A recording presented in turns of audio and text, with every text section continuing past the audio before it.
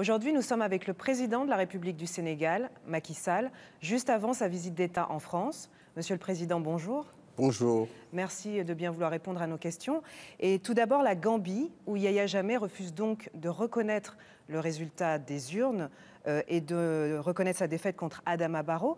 Alors, très concrètement, que peut faire la CEDEAO maintenant que la médiation a échoué? La CEDEAO est dans son rôle de médiation. Je ne dirais pas que la médiation a échoué. Il y a eu une mission conduite par la présidente Ellen Johnson Sirleaf avec un certain nombre de chefs d'État. Et j'ai espoir que le président Jammeh saura entendre raison et convenir avec la CEDEAO, mais au-delà de la CEDEAO, avec l'Union africaine et avec les Nations unies, des modalités de passage entre lui et le président élu. Donc je ne désespère pas du tout. Mais est-ce qu'un recours à la force sera envisagé s'il n'accepte pas de rendre le pouvoir en janvier? Le recours à la force ne peut être qu'une étape ultime lorsque la diplomatie aura complètement échoué. Je ne pense pas qu'il soit raisonnable pour le président Jammeh et pour ses alliés d'engager l'épreuve de force.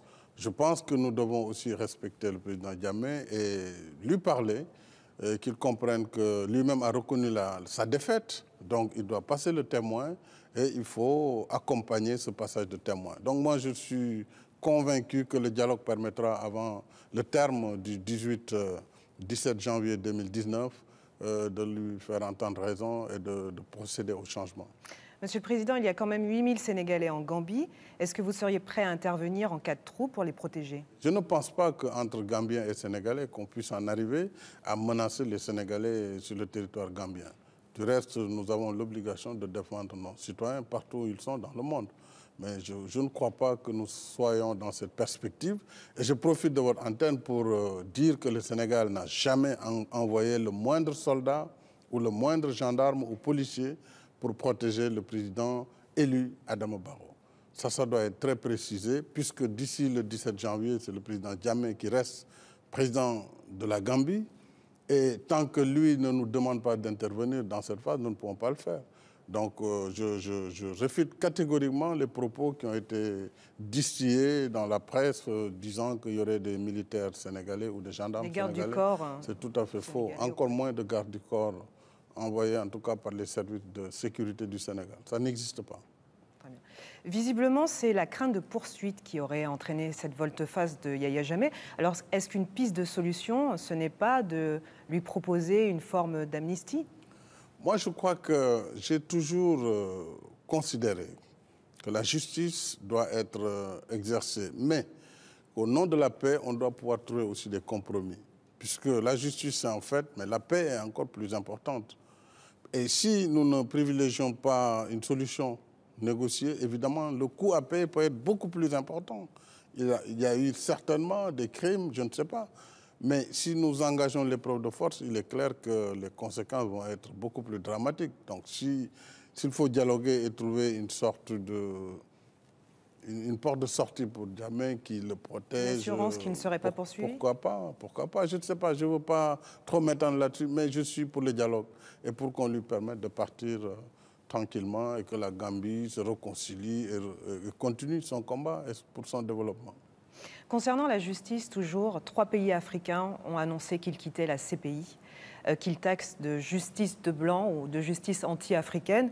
Vous avez réitéré votre soutien à la Cour, mais les faits sont là. Sur 8 des 9 pays dans lesquels les poursuites sont engagées sont sur le continent. Est-ce qu'il n'y aurait pas quelque chose à revoir? Est-ce que ces critiques ne sont pas fondées? Vous savez, déjà, il y a 2 ans à La Haye, m'adressant à la CPI, j'avais demandé qu'elle tienne compte de cette critique qui se fait et qui est vraisemblable. Je ne dis pas qu'elle est vraie, mais elle est vraisemblable. Je pense que récemment, des personnes venant d'Europe de l'Est ont aussi été jugées, mais la Cour doit être universelle. Et il faut qu'elle se donne les moyens d'être universelle, de connaître de l'ensemble des crimes et génocides qui se commettent dans le monde. Et Dieu sait qu'il y en a un peu partout. Mais ce n'est pas une raison pour quitter la CPI. C'est un argument facile. L'Afrique doit poser ses doléances et la CPI doit entendre ses doléances. Et ensemble, nous pourrons trouver les équilibres pour que les préoccupations africaines soient donc prises en compte, mais que la CPI ne soit pas sabordée puisqu'il y va de l'avenir de la justice pénale internationale. Et nous devons protéger les populations contre des exactions, contre les génocides, contre les crimes contre l'humanité. Le Sénégal a été le premier État au monde à avoir ratifié le traité de Rome, portant sur la Cour pénale internationale. Donc nous continuerons à défendre la CPI. Bien sûr, elle doit faire l'effort, mais surtout les États africains doivent faire l'effort d'avoir des tribunaux qui fonctionnent. Puisque si la justice marche bien dans les pays, la CPI n'a pas à intervenir. Nous l'avons montré lors du procès du président Habré, avec les chambres africaines que nous avons mises en place avec l'Union africaine. Si l'Afrique est capable de juger ses enfants, je pense que la CPI n'aura plus sa raison, en tout cas d'être ou de juger des Africains. Donc c'est à nous, Africains, de voir les solutions qui s'offrent à nous. Peut-être nous pourrons avoir une cour pénale africaine, mais qui soit authentiquement juste, ou dans chacun de nos États qu'on essaie de faire marcher la justice pour que tous ces crimes soient jugés dans nos territoires.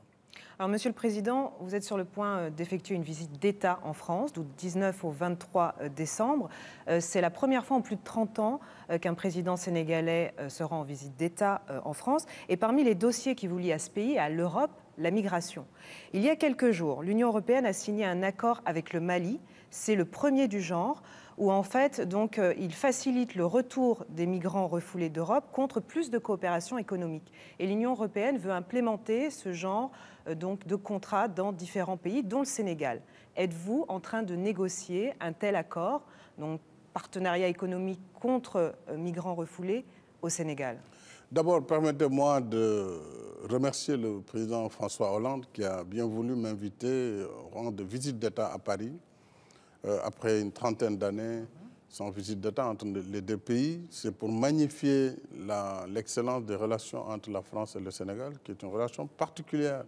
Et je me réjouis de pouvoir poursuivre avec lui et avec les autorités françaises cette relation privilégiée à tout point de vue.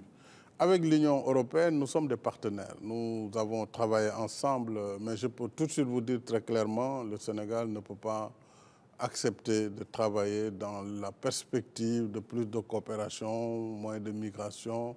Ce n'est pas notre manière de concevoir la relation de partenariat. Toutefois, nous devons reconnaître que l'Europe a des problèmes. Aujourd'hui, avec le phénomène migratoire massif dans un délai de temps réduit, ce qui se passe en Syrie, nous l'avons vu, ce qui se passe en Libye. La Libye a été un filtre, mais ce filtre a sauté, du fait des Européens d'ailleurs, quelque part. Donc, il y a eu cet afflux massif des réfugiés africains aussi, et l'Europe n'est pas en mesure de capter tout cela. Nous devons en être conscients. Et nous avons travaillé vraiment en toute transparence avec l'Union européenne. J'ai reçu Mme Mogherini ici, et nos équipes se parlent quotidiennement pour d'abord différencier deux choses. Les migrants qui sont en Europe depuis très longtemps, il n'est pas question de remettre en cause leur séjour en Europe.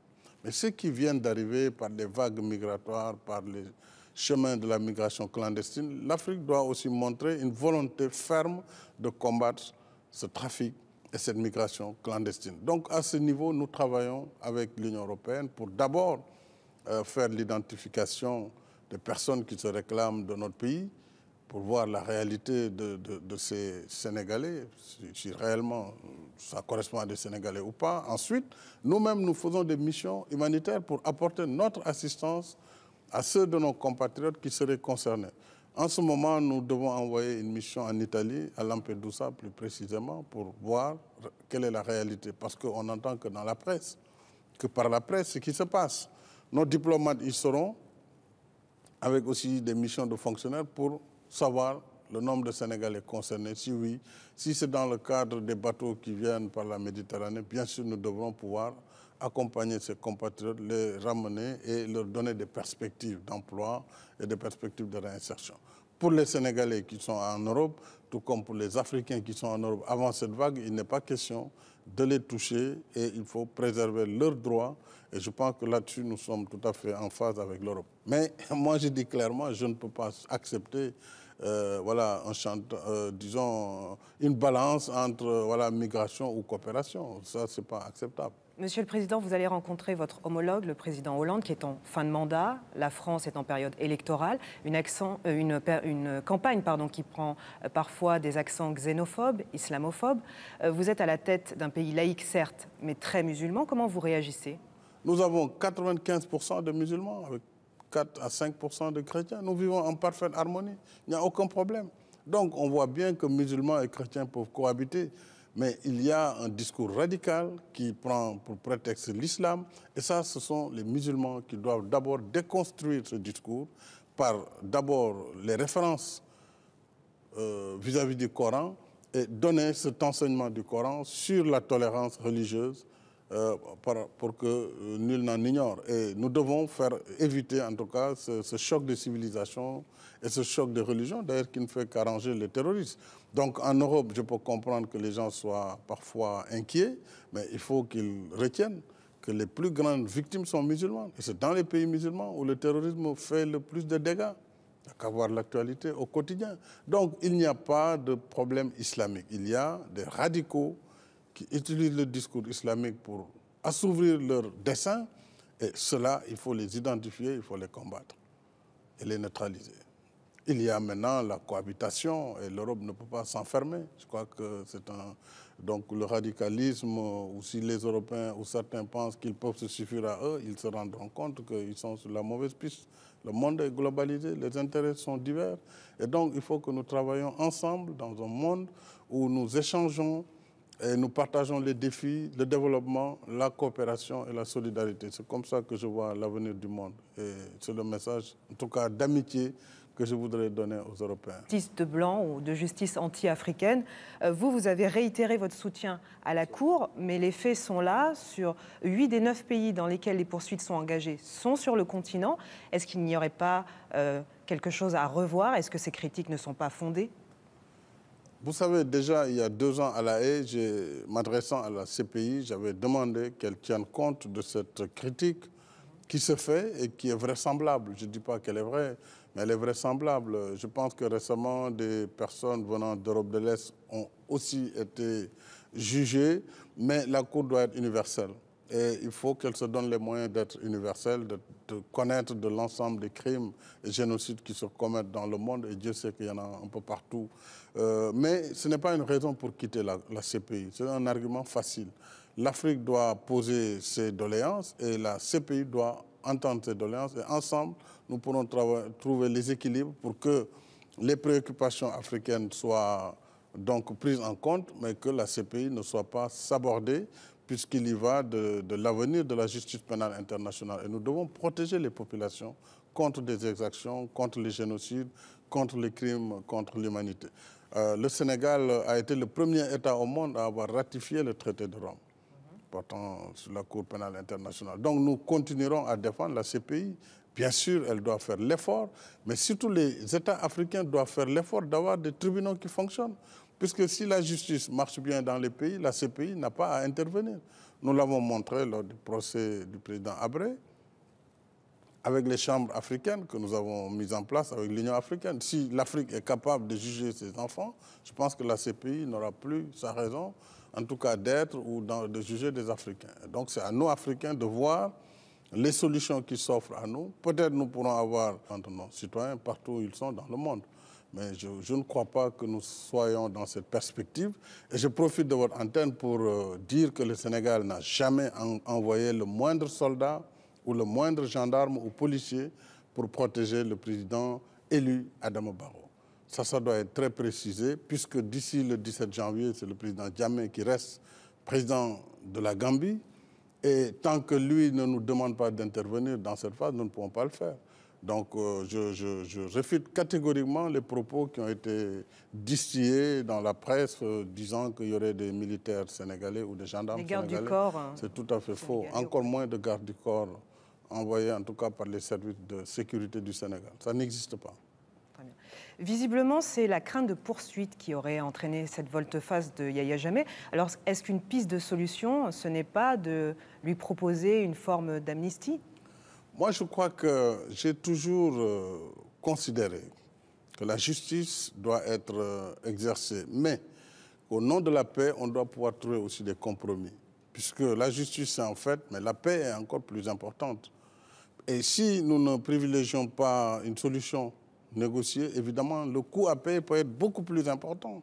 Il y a eu certainement des crimes, je ne sais pas. Mais si nous engageons l'épreuve de force, il est clair que les conséquences vont être beaucoup plus dramatiques. Donc s'il faut dialoguer et trouver une porte de sortie pour Djamé qui le protège. Une assurance qui ne serait pas poursuivie? Pourquoi pas, je ne sais pas, je ne veux pas trop m'étendre là-dessus, mais je suis pour le dialogue et pour qu'on lui permette de partir tranquillement et que la Gambie se réconcilie et continue son combat pour son développement. Concernant la justice, toujours, 3 pays africains ont annoncé qu'ils quittaient la CPI, qu'ils taxent de justice. Aujourd'hui, nous sommes avec le président de la République du Sénégal, Macky Sall, juste avant sa visite d'État en France. Monsieur le Président, bonjour. Bonjour. Merci de bien vouloir répondre à nos questions. Et tout d'abord, la Gambie, où Yahya Jammeh refuse donc de reconnaître le résultat des urnes et de reconnaître sa défaite contre Adama Barrow. Alors, très concrètement, que peut faire la CEDEAO maintenant que la médiation a échoué?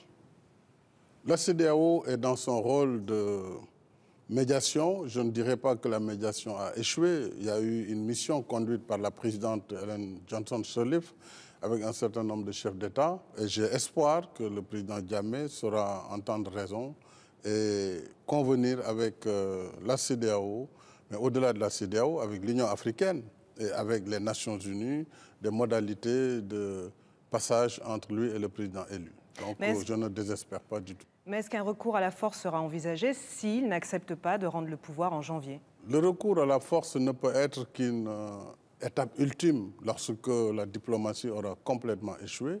Je ne pense pas qu'il soit raisonnable pour le président Jammeh et pour ses alliés d'engager l'épreuve de force.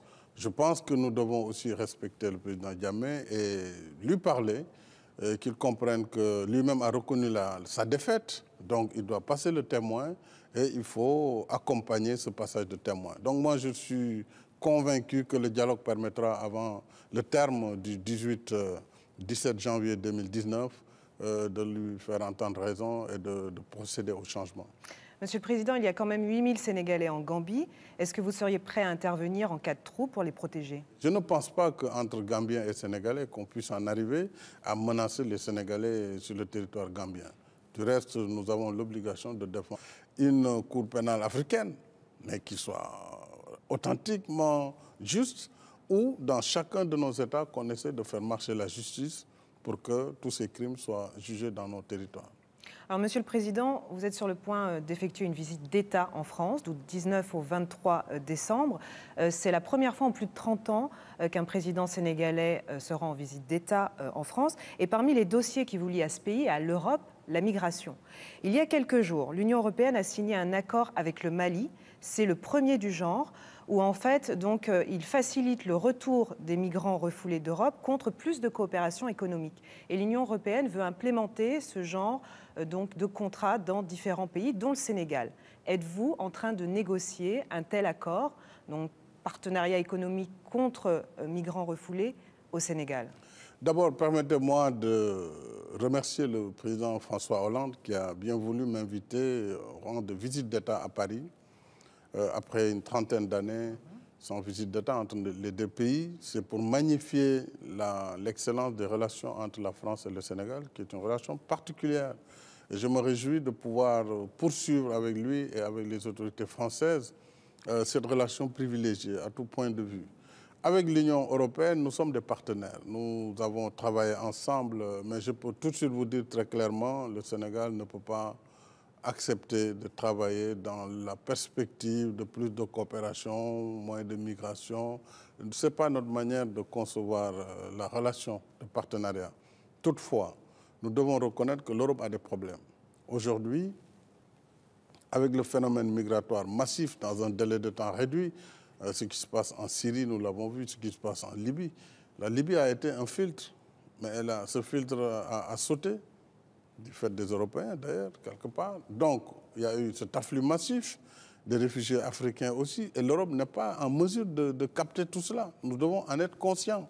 Et nous avons travaillé vraiment en toute transparence avec l'Union européenne. J'ai reçu Mme Mogherini ici, et nos équipes se parlent quotidiennement pour d'abord différencier deux choses. Les migrants qui sont en Europe depuis très longtemps, il n'est pas question de remettre en cause leur séjour en Europe. Mais ceux qui viennent d'arriver par des vagues migratoires, par les chemin de la migration clandestine, l'Afrique doit aussi montrer une volonté ferme de combattre ce trafic et cette migration clandestine. Donc à ce niveau, nous travaillons avec l'Union européenne pour d'abord faire l'identification des personnes qui se réclament de notre pays, pour voir la réalité de ces Sénégalais, si réellement ça correspond à des Sénégalais ou pas. Ensuite, nous-mêmes, nous faisons des missions humanitaires pour apporter notre assistance à ceux de nos compatriotes qui seraient concernés. En ce moment, nous devons envoyer une mission en Italie, à Lampedusa plus précisément, pour voir quelle est la réalité. Parce qu'on n'entend que dans la presse, que par la presse, ce qui se passe. Nos diplomates y seront, avec aussi des missions de fonctionnaires pour savoir le nombre de Sénégalais concernés. Si oui, si c'est dans le cadre des bateaux qui viennent par la Méditerranée, bien sûr, nous devrons pouvoir accompagner ces compatriotes, les ramener et leur donner des perspectives d'emploi et des perspectives de réinsertion. Pour les Sénégalais qui sont en Europe, tout comme pour les Africains qui sont en Europe, avant cette vague, il n'est pas question de les toucher et il faut préserver leurs droits. Et je pense que là-dessus, nous sommes tout à fait en phase avec l'Europe. Mais moi, je dis clairement, je ne peux pas accepter voilà, disons, une balance entre voilà, migration ou coopération. Ça, ce n'est pas acceptable. Monsieur le Président, vous allez rencontrer